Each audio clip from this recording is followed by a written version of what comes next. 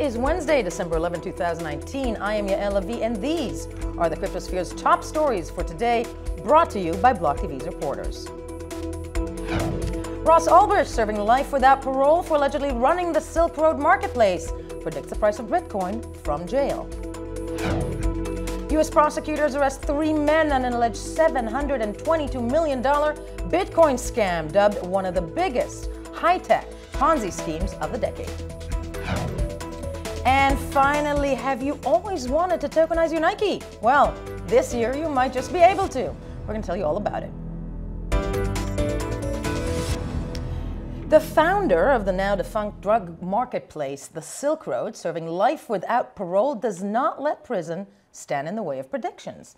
Ross Ulbricht, who has already spent 7 years in jail in what many in the sphere believe is a draconian verdict, has sent the word out as to what Bitcoin may reach in the coming year. Now, for more on this, I'm joined in studio by BLOCKTV's senior correspondent, Asher Westrop-Evans. And to start with, Asher, what is his prediction? All right, so Ulbricht writes an extensive Medium post in which he states his love for the Elliott wave theory. A theory goes back to the 1930s, which ostensibly says that there are fractal elements to the way that trading markets go, that we've seen these patterns in the past, what we'll see in the future. To break down what is a complex and in-depth post, he ostensibly says that he believes that by 2020 we could be seeing a Bitcoin price of 100,000 if history does repeat. Oh, my word.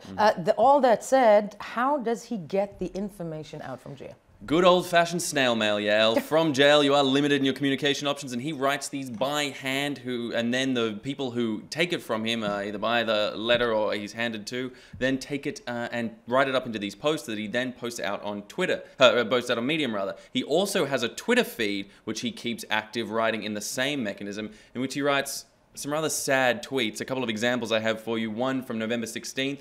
About 1,000 blackbirds flew past me this morning to congregate in the rec yard. They chirped a chorus of good mornings to each other for a bit, then flew off in flocks of 50 or more. Simply divine. Jesus. And another classic from December 1st, just a few days ago.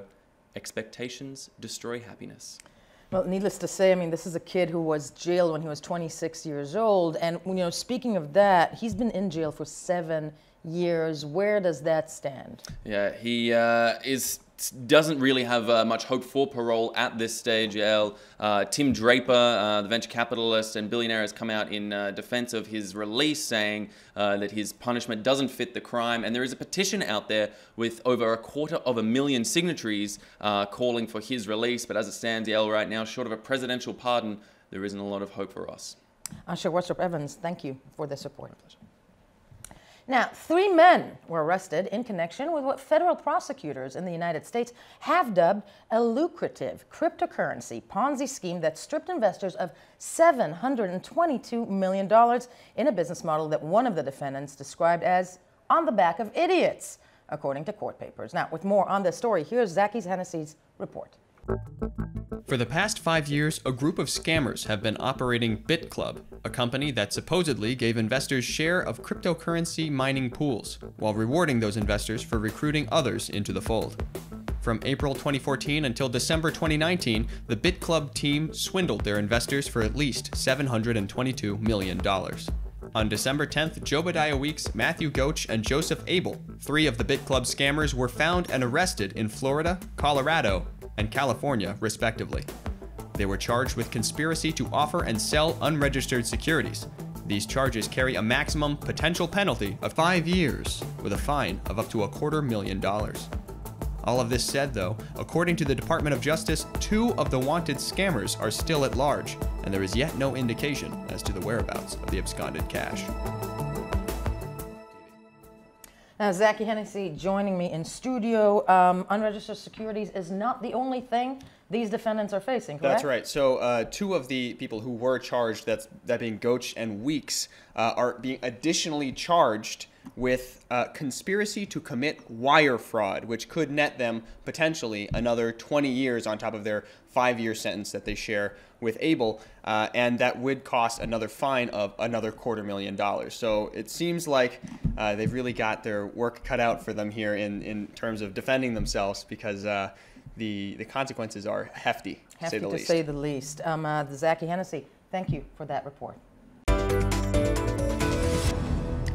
MakerDAO is making headlines in the cryptosphere's Twitter chatter after responding to their exposed vulnerability with a series of polls to improve governance. Now, needless to say, some leading voices in the sphere took issue with that, and with more of that issue, I'm joined again in studio by senior correspondent Asher Westrup-Evans. Asher, first of all, some background? All right, so Micah Zoltu was an independent software developer who originally exposed this fault, coming out stating that they didn't want to expose it publicly, but the fact of the matter is the Maker Foundation was not doing enough to fix this fault, which with just a $20 million investment could net a potential hacker upwards of $300 million in ETH if they were to utilize this exposed fault. And they also said that there's a potential for the Maker Foundation themselves to utilize this for their own purposes, whether nefarious, positive, or otherwise, right. And the VC A16Z, as they already have enough Maker themselves to utilize and take advantage of this fault, which flies in the face of the decentralized nature that MakerDAO is supposed to be claiming to achieve. Now, Dan Held had an opinion about this. Yes, we spoke with Dan Held, who had strong opinions about the status of Dan this Held organization. being the head of business development at Kraken, and this is what he had to say. There's pros and cons as to why they set it for 0 seconds, but needless to say, it highlights how MakerDAO is very, very much centralized. Under any sort of pressure from any legal system, you could see them easily caving and providing access to the regulators. So really what we've built here with MakerDAO isn't anything decentralized or new at all. It's merely centralization masked with a less competent team. Now, Asher, I mean, needless to say, he's a maximalist, but MakerDAO, how did they respond? Yeah, strong words coming from Held himself. We reached out to the Maker Foundation to get a response, and they directed us simply to their blog post, which they put out earlier this week. Key quote I took out from there where they said, "The community previously considered the possibility of the exploit, but it was not an immediate issue. However, the probability of this exploit grew due to potential publicity from the aforementioned blog," that referring to Micah Zoltu's statement. So effectively saying they've patched the problem now because their hand was forced, right. But not admitting anything more than that about responsibility or any elements that might be part of that. We'd love to hear another response from them, but so far all we have is this blog post to go off. Thus far. Asher Westrup-Evans, thank you for that. And now, have you always wanted to tokenize your Nike? Well, this year may just be the year for you, as the mega shoemaker just received a patent to tokenize its brand on the Ethereum network. Now, for more on that, here's Whitney Deal's report. Sneaker giant Nike is tokenizing, but not in the way you might think. A document posted on December 10th by the U.S. Patent and Trademark Office detailed the retailer's intentions to generate unique IDs and create ERC-721 or ERC-1155 tokens, dubbed Crypto Kicks, for some of their shoes. Valued at $32.4 billion, Nike is loved by sneakerheads worldwide, with new editions selling out within minutes of their release. With this new project, customers will be able to unlock tokens upon purchasing certain pairs, verify authenticity, and link them with unique owner IDs, effectively recording product attributes, such as colors, styles, and backgrounds. Tokenizing will allow owners more control over their property, allowing them to set limits on how many copies of their proprietary shoes can be cloned and produced, as well as grant breeding rights in which ownership rights for each successive generation of a digital shoe produced may be tied back to the original via encryption key.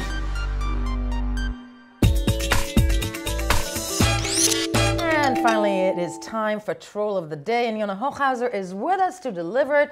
Yona, we are back with BitClub? Yes, BitClub, the scam that Zachy reported on earlier, had an interesting longtime friend that you might know. Check it out. Hello, everybody. It's the weekly roundup. I'm Roger Veer, and I'm here with a longtime friend and Bitcoin fan, Joby Weeks. Some of you know him, but some won't. Aloha, everybody. That was Roger Ver with BitClub scam running Jobadiah Weeks. Now, Jobadiah, now maybe you are thinking, maybe Roger isn't aware of the operation they're running. Surely if Roger knew or even had a suspicion about it being a scam, he would stay away from these guys. I don't think so. Take a watch. Okay, good faith. Let me see, Russ. I'm watching you. Where you watching me? Hi, Russ. Hi, Roger. Show me the good faith. What are you doing? I want to see it. Go ahead. Is it done? So I'm not involved with BitClub Network in any way. I think it's likely an MLM pyramid scheme that is going to end badly for almost everyone that's involved. I'm going to. This is the second tweet I've ever deleted in my entire life. Oh wow, that's huge. The other one, my lawyer said I better delete it right away, or the U.S. government will be extra angry at me. So here we go, deleted. Are you sure you want to delete this tweet? No, it's a different lawyer. There you go, it's deleted. Thanks, Roger. We really appreciate that. It was Roger deleting a tweet where he called him a scam. That was a tweet that he's retracting, pretty much saying that this is a pyramid scam and anyone involved with this will end badly. I guess he should have stepped with his first intention. It definitely was a scam. Not a good look for Roger. Not a good look at all. Thank you, Yonah Holchazer, for that troll around the block. And that was it for us for Around the Block for today. Thank you for watching. Stay tuned to Block TV for more cryptocurrency and blockchain news.